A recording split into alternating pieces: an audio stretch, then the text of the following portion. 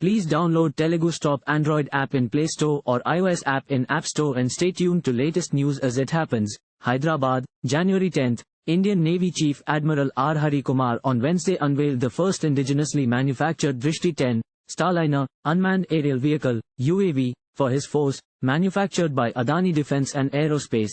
The unveiling ceremony was held at Adani Aerospace Park in Hyderabad. The state-of-the-art UAV, which has an endurance of 36 hours, is an advanced intelligence, surveillance, and reconnaissance (ISR) platform with 450 kg payload capacity.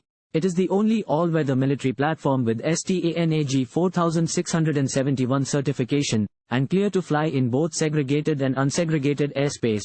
The Navy Chief described it as a milestone event for the Indian Navy and for the quest for Atmanirbhar Bharat.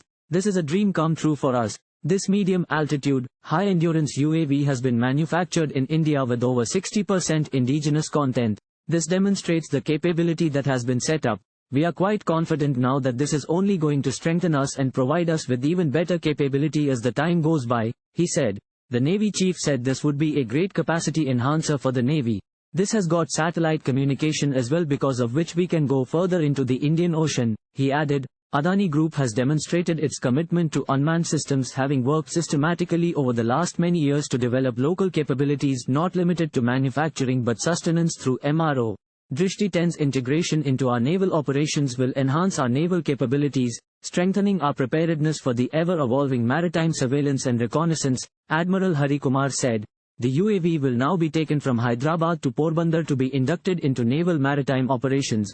Director General of Army Aviation, Lieutenant General Ajay said that the Indian Navy and Indian Army have placed orders for 2 Drishti 10 drones to address the urgent need for satellite communication-enabled drones. He emphasized that the Adani Aerospace Park in Hyderabad stands as a state-of-the-art facility, prioritizing innovation and indigenization, a testament to the ingenuity of India. Adani Enterprises VP Jeet Adani said, recent geopolitical events have reinforced the convergence of physical, informational, and cognitive tactics underpinned by intelligence, information processing capabilities, and the use of unmanned and cyber systems for dissemination of information and disinformation. Intelligence, surveillance and reconnaissance platforms across land, air and naval borders are a key priority for Adani to serve the armed forces and place India on the global map for exports.